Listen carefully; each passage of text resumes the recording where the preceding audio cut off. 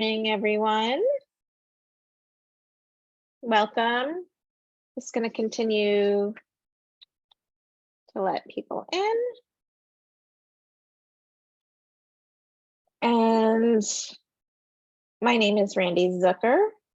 I'm the Arts and Culture Director at the JCC in Central New Jersey, and I am so happy to welcome you this morning to our Meet the Author monthly Zoom. Before we begin, just a little of the usual Zoom housekeeping. We are recording today's Zoom for those who can't join us live, who registered, and so I'll be keeping everyone on mute so that we don't have ambient noise, but feel free to put any questions you have in the chat. We're going to have a Q&A this morning. And please just forgive any technical difficulties we may encounter, and keep a lookout for a follow-up email information on how to purchase the Matchmaker's Gift, as well as a recording of today's program. I'll also be putting links to purchase the book in the chat for today. This morning is particularly exciting for me as I feel like I'm welcoming back an old friend.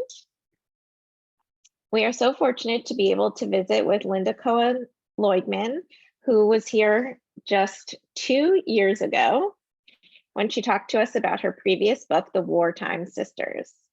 Now we have the pleasure to discuss her latest book, The Matchmaker's Gift. For those of you who aren't familiar with Lynda, she grew up in Longmeadow, Massachusetts, and received a BA in English and American Literature from Harvard College and a law degree from Columbia Law School. Lynda practiced trust and estate law in New York City for 8 years before moving out of the city to raise her 2 children with her husband. Her debut novel, Two Family House, was a USA Today bestseller and a nominee for the Goodreads 2016 Choice Awards in Historical Fiction. Her second novel, The Wartime Sisters, was selected as a Women's World's Book Club pick and a best book of 2019 by Real Simple magazine. Please join me in welcoming our speaker, Lynda Cohen Leugman. Lynda, thank you for joining us this morning. Let me spotlight you. We're so excited to hear about your new book. Thank you. Thanks, Randy. Hi, everybody. Good morning. Thank you so much for coming. Thanks for being here. I am going to share my screen because I have some photographs that I want to share with you. And I want to do kind of this presentation, which is going to tell you about why I wrote this book and some of the research that I did and just sort of how this whole book and story came to be. This story was my pandemic story. This is the one that I wrote during the pandemic. I think a lot of the books that we're reading now, that we're seeing, that are coming out, are books that someone wrote during that time period. And it was challenging, for everybody for so many different reasons. But this book started, I'm going to start with this photograph. So this girl right here with the ponytail is my daughter, Ellie. And this girl sitting next to her is her roommate and very good friend, her best friend, Adele. So in March of 2020, I got a call from my daughter crying. I'm sure Randy can relate to this. She was crying and she said, well, they're closing the campus and we have to be out of the dorms in 5 days. And, we had to start thinking about picking her up. So the next day she called and said, can Adele come home with me? So Adele was her roommate, and we, of course, we had a guest room in the house. We said yes. We felt so awful for them because they were losing, half of their junior year of college. And letting Adele come and stay was kind of like continuing the college experience a little bit. So Adele came to stay. This picture over here is the very first day they came home. I made them a drink. They were 21, so it was okay. I think we all needed a drink that day. And then this was their graduation in 2022. So they had a graduation a year late. But a couple things happened while the girls were at home. Adele stayed with us for 6 months. So a couple things happened in that time that led me to write The Matchmaker's Gift. The first thing was suddenly I had two extra women in the house. So when the pandemic started, I was living with my husband and my son, who was a teenager at the time, a senior in high school. And we didn't like our dinner conversations were not the best. They were not the most scintillating, exciting dinner conversations. And then all of a sudden, these two very bright, very ambitious women came home, came into the house, and because we had a guest, we were on our best behavior. So like we always had dinner together every night. Like it wasn't just people grabbing something and running up to their room to eat it, but we made a real effort to get together every night for dinner, no matter what happened during the day or what Zooms they were on during the day. But so they were coming like from college classes. They were college students, active college students in the house. So they had so much to talk about and tell us about their classes. But we also talked a lot about women's issues. And we were talking about what their concerns were, about their experiences being young women, in college, um, about their worries for their professional life ahead, things that they were thinking about, things that they were wondering about, things they were concerned about. And they asked me a lot of questions and they wanted to know what my experience had been. And I had been a lawyer in New York City, and they wanted to know what that was like. And of course, the more we talked, the more the three of us realized that things hadn't their concerns were the same that my as mine were at their age. Things don't change that much. They change, but they hadn't changed that much. So those were some of the thoughts that were swirling around in my head before I started to write this book. And I don't know how many of you have read the book, but if you've read the book, you know that Sarah, one of my main characters, really struggles to find her place in the professional world. The world of matchmaking in this book is one that's really dominated by male matchmakers, and she is struggling to find her place. So the second thing that happened was we were doing what everybody else was doing, which was binge watching a lot of different TV shows. And our favorite binge in the beginning was one called Indian Matchmaking. I don't know if any of you have seen this show, but it's a great show on Netflix. And when we were all done with Indian Matchmaking, Adele pulled this picture up and showed it to me on her phone. So this is from a New York Times article from 1977. And this is actually a picture of Adele's grandmother. And she said to me, my grandmother was a matchmaker in the 70s in New York. She was an Orthodox Jewish matchmaker. So it was an amazing article. It was amazing to see this big, like sort of full spread in the New York Times with her grandmother. This wasn't just like a tiny picture. This was a big, sort of profile about her grandmother and some other matchmakers in Brooklyn. When I first read it, the thing that struck me in the beginning was there was mention, one of them had a file cabinet, and it talked about how she kept all of her matches on cards in this file cabinet. And it made me think, I don't know if any of you remember that book, The Mixed Up Files of Mrs. Basil E. Frankweiler, that I read as a child, and maybe some of you have read or read to your children or grandchildren. And I thought, well, that would be a super fun story, right? There's this file cabinet and it just spills over on its side, so all the matches get mixed up and they're all wrong. That was not the book that I ultimately wrote at all, but that was where I started thinking. That was where my brain started. And then I just kind of kept going and just thinking I had never even contemplated writing a story about a matchmaker before. It just wasn't in my thought. So I had a check-in call with my agent because I was working on a different book at the time that I had a contract for. And I said to her, you know what? When I'm done with this book, my next book, I think, is going to be about a matchmaker. Like, I think I'm going to write a book about the Lower East Side, and it'll be about a matchmaker. I didn't know the time period. I didn't know even really the story, but that was what I was discussing with her. So she called me the very next morning, and she said, Lynda, I can't stop thinking about this idea. I just love it. I can't stop thinking about it. You sound so excited. I want to talk to your editor, which she did. And then after she talked to my editor, she called me again and said, we want you, they want to buy this book. They want to do a 2-book contract instead of a 1-book contract, but they want you to write the matchmaker book first. They want you to write it right now. And that was such an unusual request. Things like that don't really happen. And I think about it still. I thought about it a lot then. I think about it now. I think that we were so isolated at that point in time. We were so disconnected that my editor and my agent both wanted to read a story about connection because that's what a matchmaker does, right? A matchmaker connects people. And I think that they knew that it would be a story that would be heartwarming, that would have a sense of joy to it. And that was what they wanted to read. So they were very encouraging and very specific that they really wanted me to start writing that story. And then I was excited, but I had a big problem, which was that a story about a matchmaker sounds an awful lot like a romance.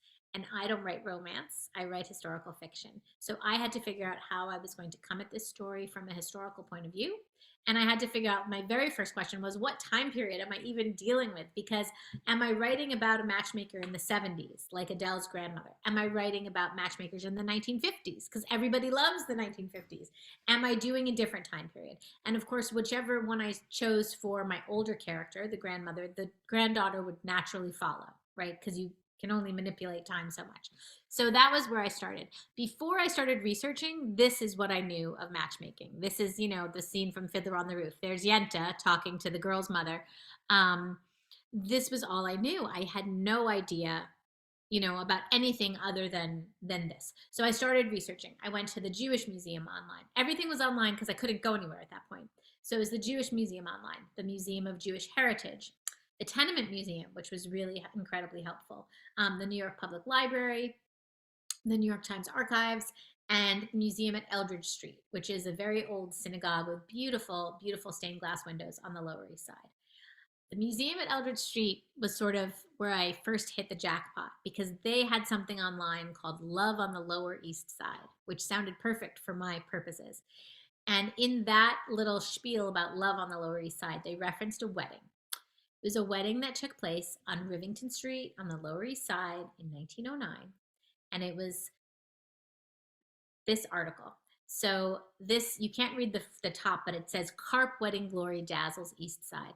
So this was from the New York Times that covered this immigrant wedding, which I thought was so odd because I thought they would be covering high society weddings, not weddings of immigrants and their children. But the woman who got married, Ethel Carp, is the daughter of a man that they called the Pickle Millionaire of New York. He owned cucumber farms and he owned all these stores. So he became the inspiration for a very big character in my story, who I call the Pickle King. And this wedding was amazing for a lot of reasons. First of all, there were 2,000 people there.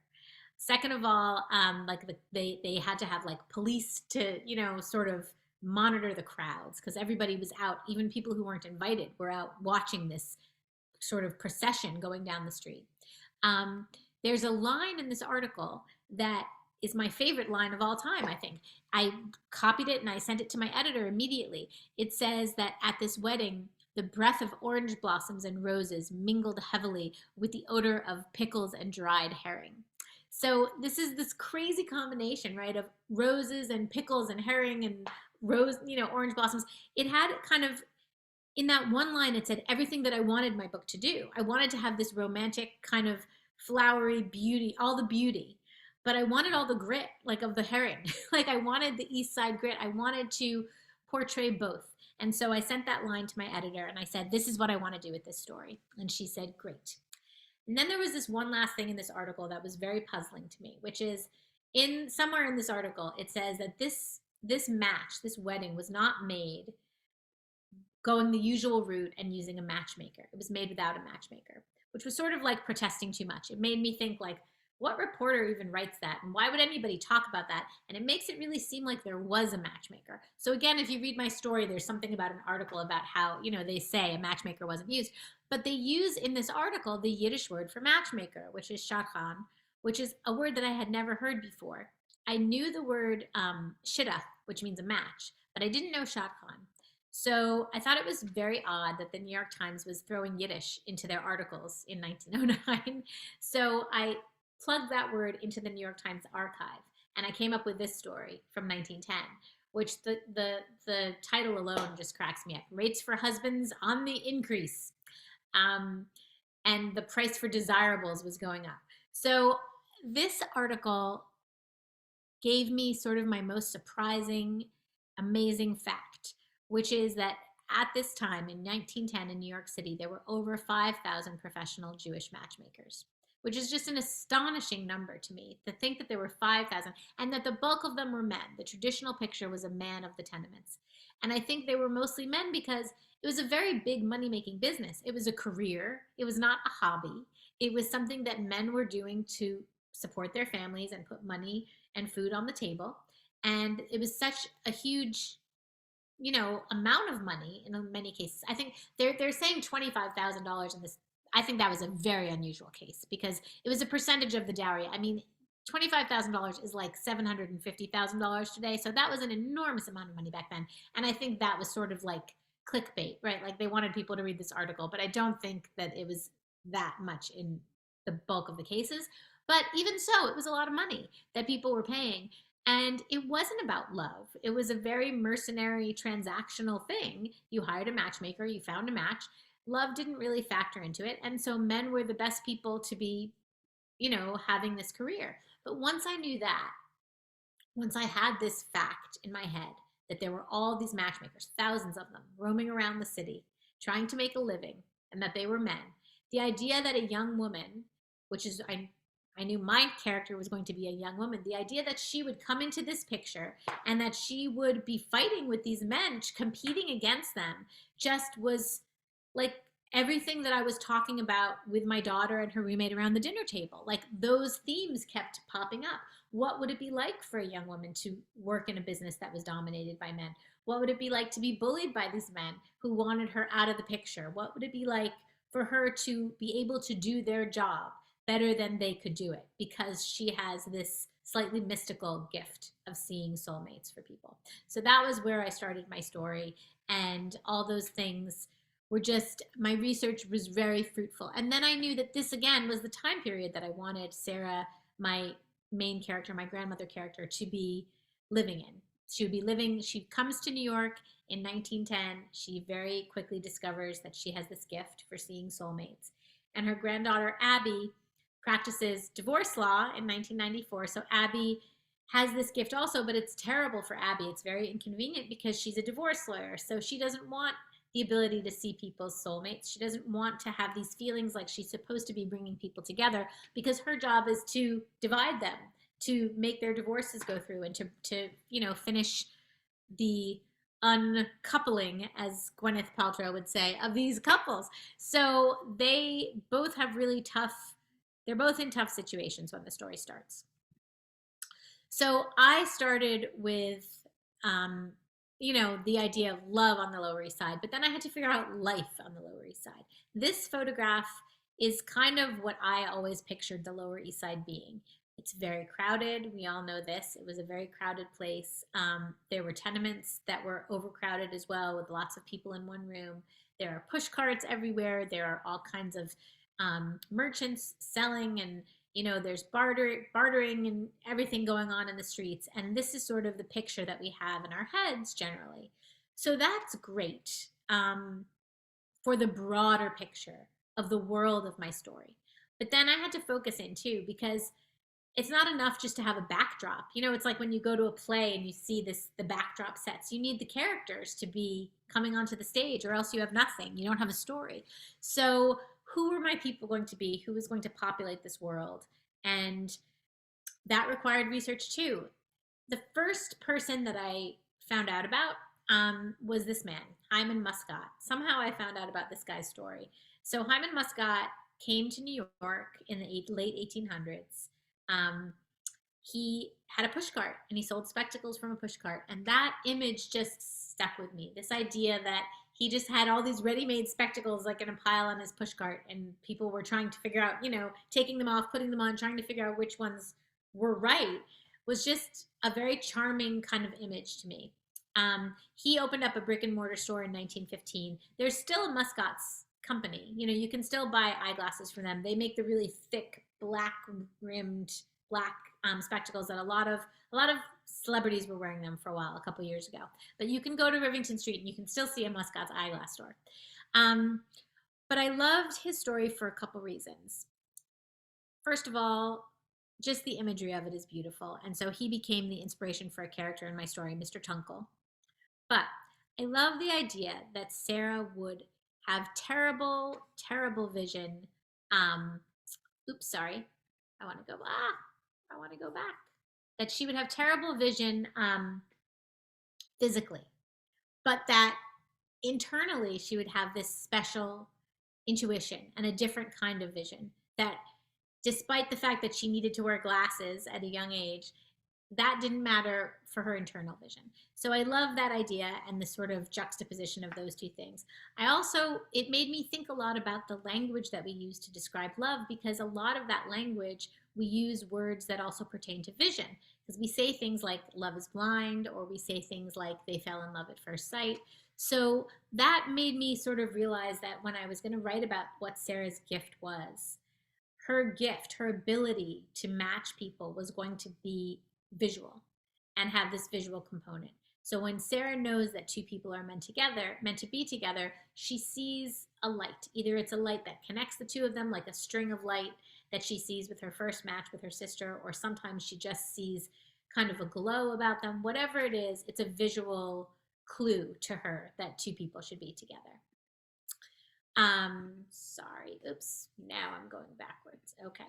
So this was the second thing, bit of fun, really fun, I don't know, fun anecdote that my research led to. So this was the Knish War of 1916. It didn't involve the Jonas Schimmel Knishery, but I have that picture up there just because it's hard to find pictures of Knisheries, to tell you the truth.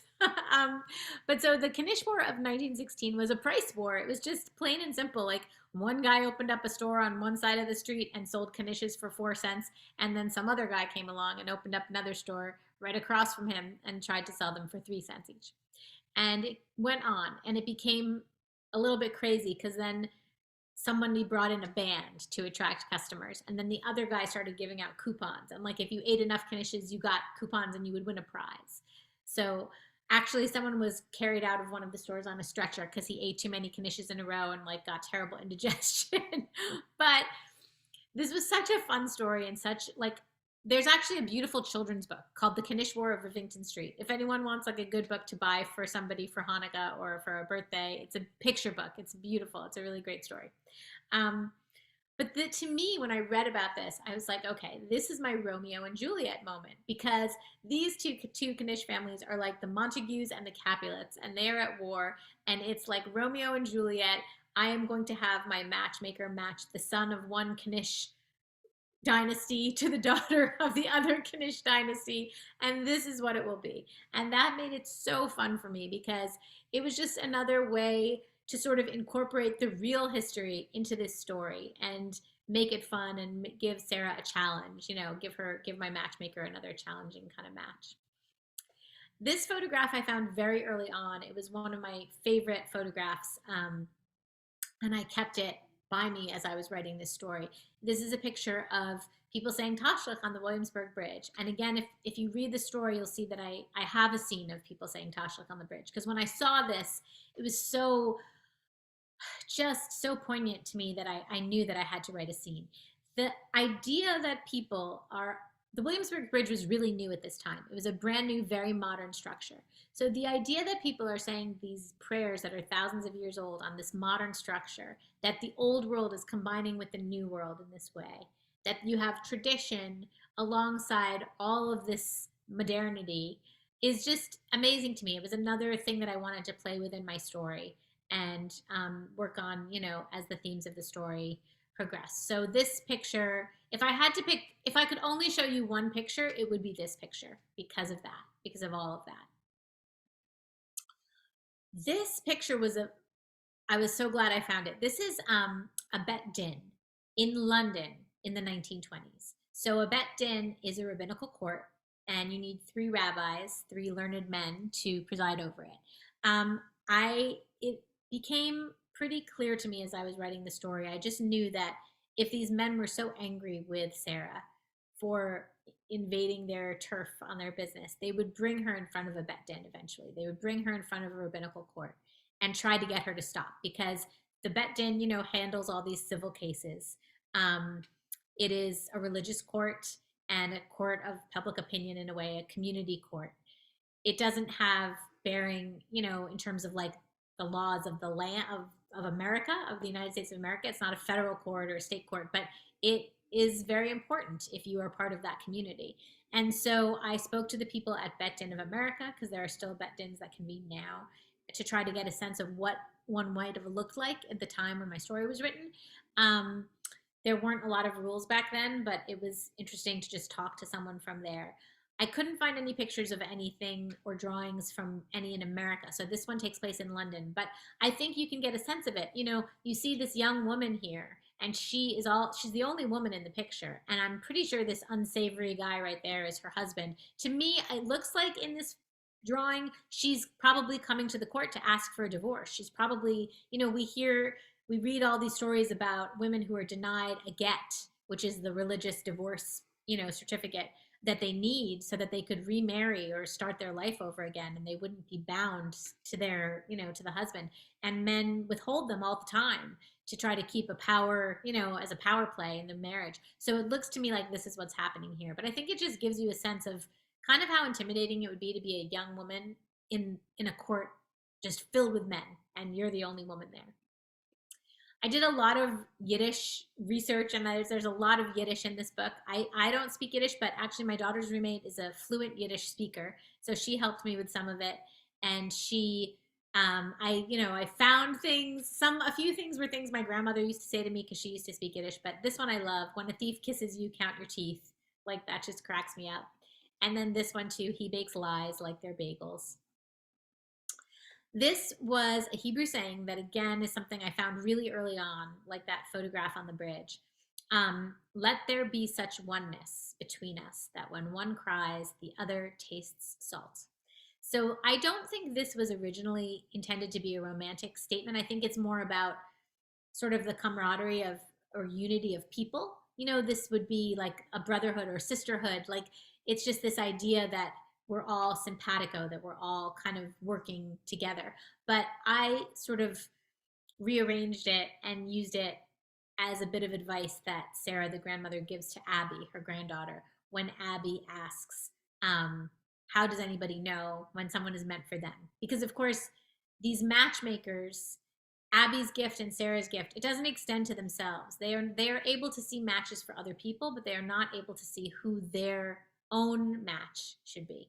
So it leaves sort of a blind spot, a blank hole, because it would be too easy if they could find it for themselves, and it leads to a lot of heartache. And so this idea in the book comes out when Abby asks her grandmother, and her grandmother says, "Well, you're not going to like what I'm going to tell you, because you're going to think it's silly. You're going to think I'm just talking nonsense, but you'll know." She says this cryptic thing, which is, when you weep, the one you're meant for tastes the salt of your tears. And that was sort of my rearranging of this old-fashioned this saying. This is the last slide, and then I'm happy to take your questions, sorry. So a lot of people ask about the cover of the book, because it is a really striking cover, and it has the pickle jar, it has all these fun things. So the other picture in this slide is my ketubah, my marriage license. And for my first two books, I really didn't have a lot of say in the covers, because the marketing department, everything at the publisher, they handle the covers. We don't get a lot of say. But when it came time for this book, I had a new editor who I love, and she was very open. And she said, if you have ideas, let's make a Google document and just put the pictures in the Google document and I'll see them. And I kept sending pictures of ketubahs because, of course, it's a story about a matchmaker. And if any of you are on Instagram, there's beautiful ketubah art out there today. I mean, I love my ketubah, but I've been married for 27 years. So my ketubah is kind of old, but today there are modern, just gorgeous, gorgeous ketubahs. They're doing beautiful things with them. And so this idea of having the cover with the words in the center and the whole floral outline around the edges, and then sort of these symbols of what is inside. You know, in my ketubah, there are these symbols. There's a mezuzah, there's a synagogue, there's a Torah. There are these 4 anchor symbols to sort of show what a Jewish home should look like, what a Jewish marriage should consist of. And so in my book too, you have the pickle jar, you have the spectacles, you have the wedding rings, and you have the bracelet, which is something, a piece of joy that figures in the story of Sarah. And so those symbols are all included here to kind of give you an idea of what's inside. And then, of course, you have this like swish of glitter, which is supposed to represent Sarah's and Abby's gift and what it is that they see when they know that someone is supposed to be a match. So that is sort of the origin of the cover and where it came from. I actually wanted them to take off the bride and groom. There's a bride and groom at the bottom, and I worried that made it look like too much of a romance and not enough like historical fiction. So I asked them to take that off, which they did not do. They liked the bride and groom a lot, but that was my one. Other than that, I love everything about the cover. Um, and it's just fun, to see how they interpreted it. So I think they did a great job.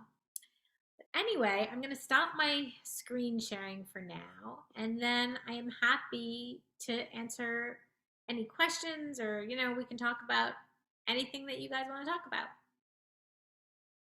Thank you, Linda. That was so good. I love seeing all those old pictures and Good. newspaper clips. The research part is so interesting to me. It's fun to see all those things. It brings it to life, kind of.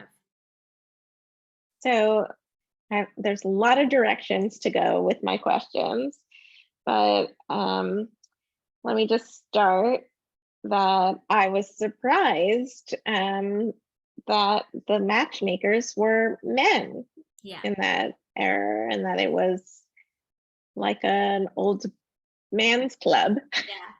yeah. I was Uh, surprised too. I mean, there were these cartoons at the time. The There were these cartoons published in the Yiddish Daily Forward called the Gimple Banish cartoons. And this guy, Gimple Banish, was a male matchmaker. He was like the Mr. Magoo of matchmakers, and he was always getting into trouble. And he was a man. That was what people saw. There's a short story by Bernard Malamud, if anybody wants to read it, called The Magic Barrel, which is about a male matchmaker also. And then I found this really old book, which I have somewhere on my desk or somewhere. It's called Shulam the Shadchan. And it's about this man. But it really was, I mean, I wouldn't say that there were no women. I'm sure there were women, but it was really mostly a man's game at that point in time, which is very different from what it is today in the modern Orthodox world. Today, it's a lot of women. And I spoke to like a modern Orthodox matchmaker, and I think there are a lot of women in the profession today. But I do think that today it's different. I think back then it was really about getting the matches made, and it was very transactional. Today it seems like, and I'm sure that that's still the case in the very ultra religious communities. But mhm. for the modern Orthodox matchmakers today, to me, it felt like they're more like life coaches. Like they do a lot of, like, I don't want to say therapy necessarily, but like talking to people about being open minded about the people that they meet, maybe not being so picky about, certain, like, maybe you're going to marry somebody who's not 6 feet tall, whatever it is, like being more open and sort of working on the expectations of their clients in a different way, which I think was not something that used to happen at all. So it's a Yeah, well, different, it's so interesting that it even still exists, yeah, in a lot of communities and in all over the world. yeah, and in all cultures. It's not, like this Indian matchmaking show shows it Yeah, for that community and that culture. And I think other people have written to me since the book came out to say, in their different cultures, whatever it might be, that it exists. So it's definitely not just a Jewish thing. It's something that has been around for forever, and no matter kind of where you come from. it's super interesting. And so much, I can't believe how much research and how much evidence you found in the New York Times.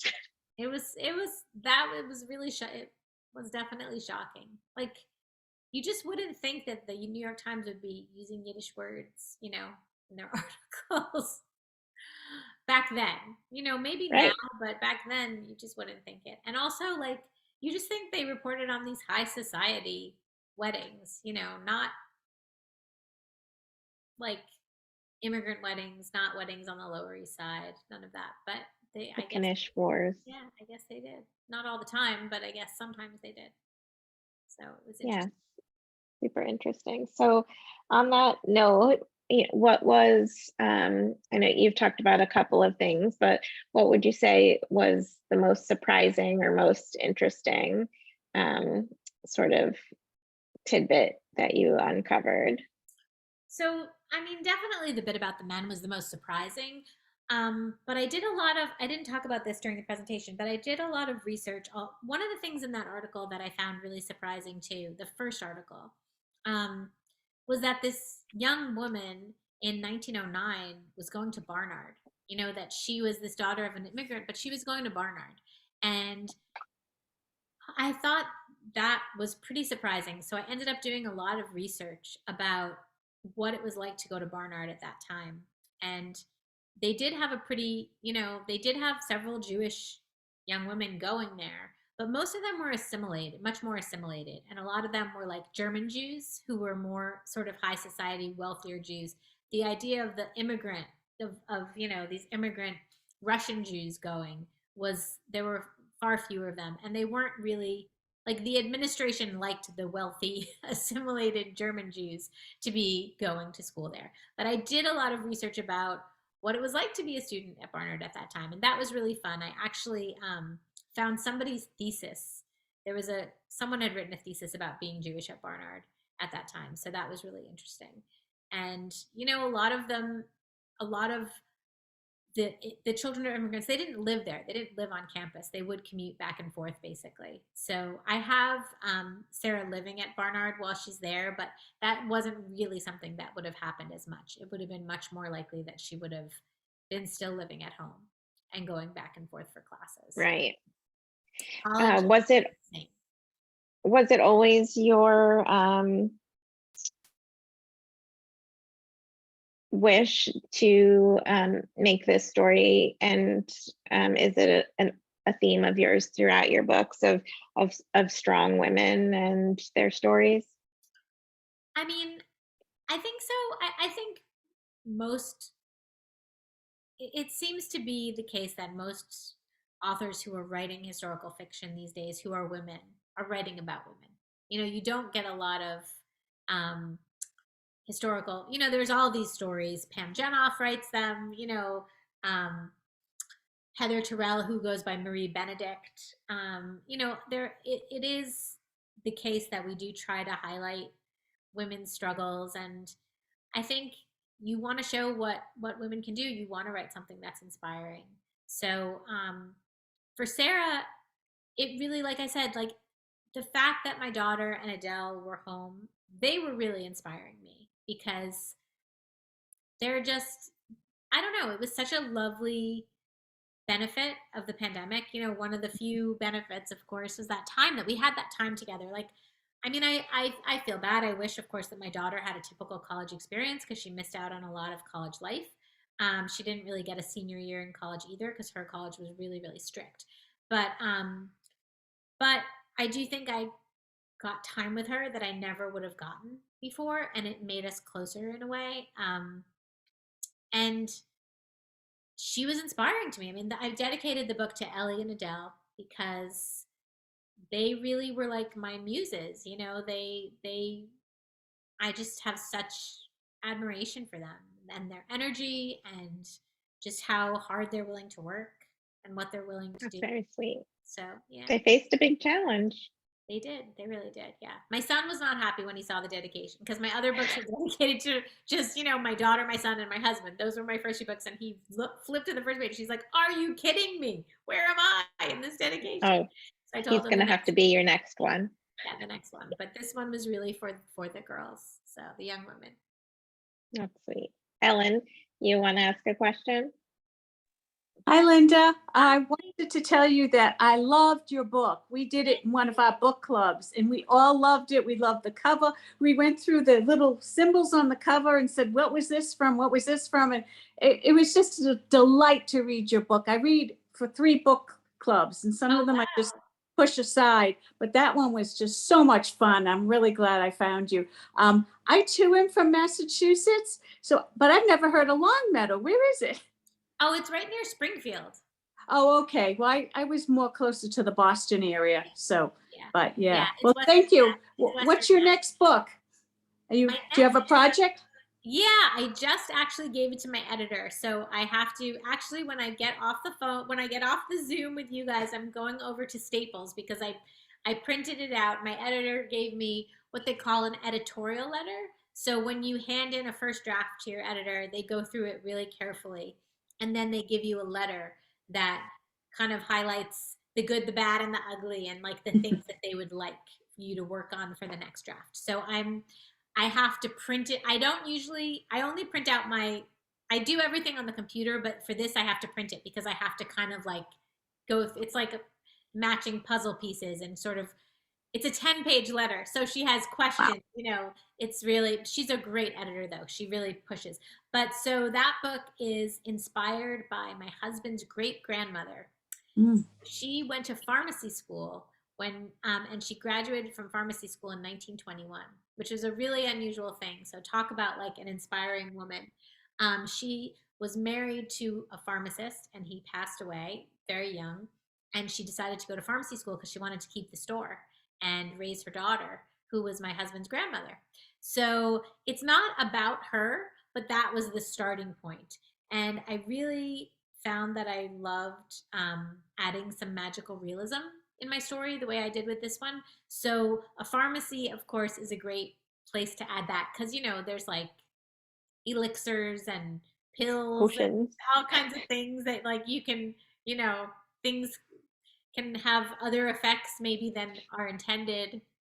So it's a really fun story. And it's also a dual timeline story. So it follows her when she's young and then it follows her when she's 80 and she has just retired and moved to Florida. And at her retirement community, the very first day, she runs into the man that was like the one who got away.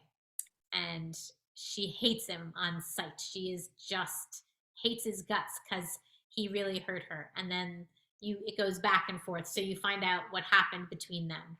And he's the pharmacy delivery boy. Like when they were young, he was the delivery boy. So it's a really. Is this a whole different era you had to research? So it is actually, I ended up doing it in the 1920s, which is weird because it is another book in the 1920s, but it has very different things. It's not the Lower East Side, it's Brooklyn, and it feels very different. And half of it is set in Southern Florida in this retirement community in the 80s, which is like a really fun thing to do. So it is, there's also the 1920s, but it's more like there's a lot of prohibition stuff in it because that was prohibition, and prohibition was a really interesting time for pharmacies because they were one of the few places that could legally sell liquor. Like doctors could prescribe a pint of whiskey, like 1 pint every 10 days for patients. And the government issued these special prescription pads for whiskey. So like the pharmacies were getting the real whiskey, like the bonded, the good whiskey, not like the bathtub gin or like the wood alcohol that was like killing people during Prohibition. They were getting like the good stuff. And so of course that was interesting, but it also like attracted gangsters, so there's like some gangster stuff and there's like a lot of different fun things. So it's the 20s, but it's like a different side of the 20s. So it feels really different from Sarah's world. That's a fun fact. Other completely different research. So.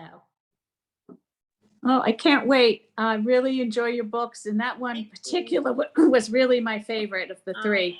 So I hope that you keep writing. It's great. And years ago, I worked at Harvard, right where the John Harvard statue was. I'm sure you know where that is.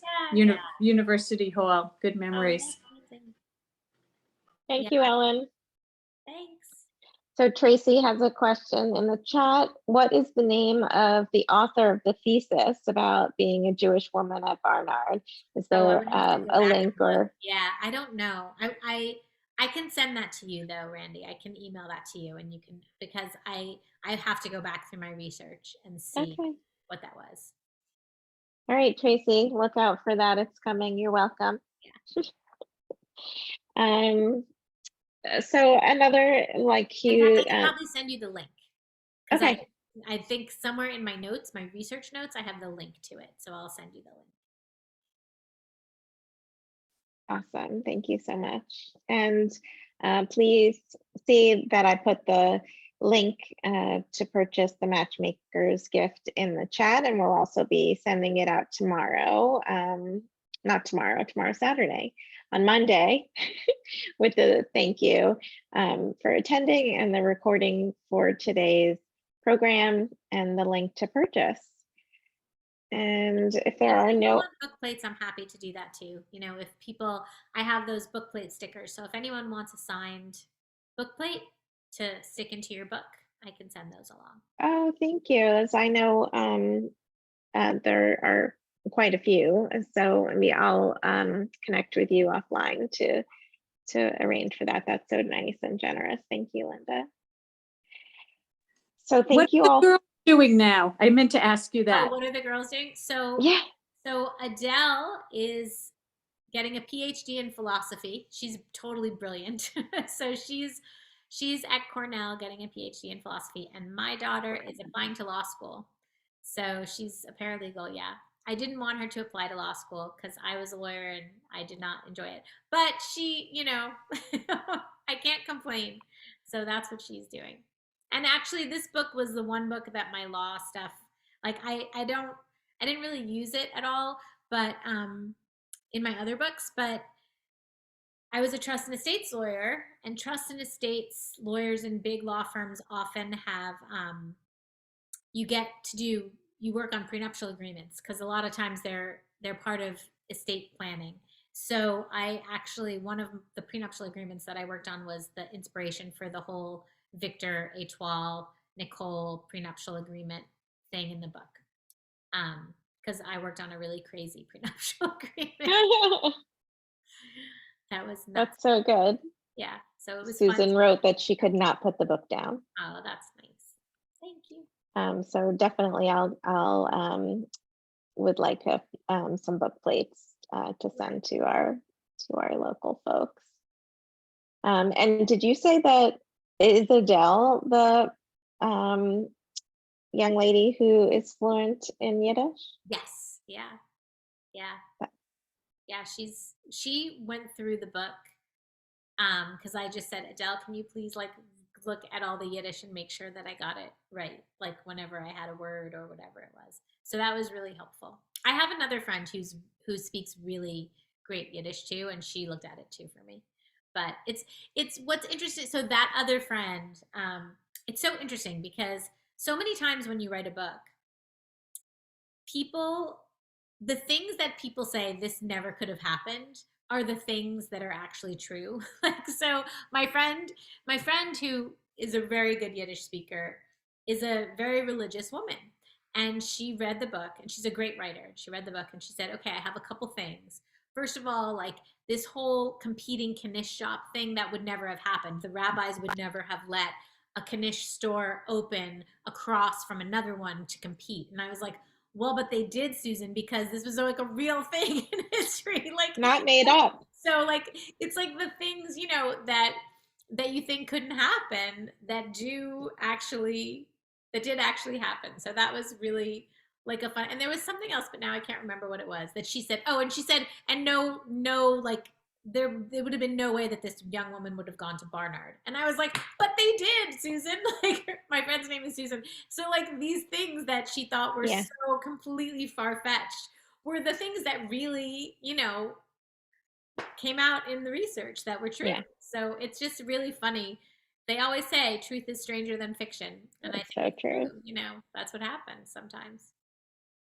Well, thank you so much for sharing these amazing stories about your research and the Matchmaker's Gift. We thank you so much for your time this morning. It was great to see everybody. Thanks for coming. Thank you, everyone, for being with us. And thank you, Lynda, and good luck. And we cannot wait for your next one. Thank you. We hope to see you again for that. Yeah, absolutely. Maybe we'll see you in person that time. We'll see how it goes. Hopefully. Fingers crossed. Yeah. Yep. Bye, everybody. Right, thank you. Everyone have a really great day. Thank you. Take care. Bye. Bye.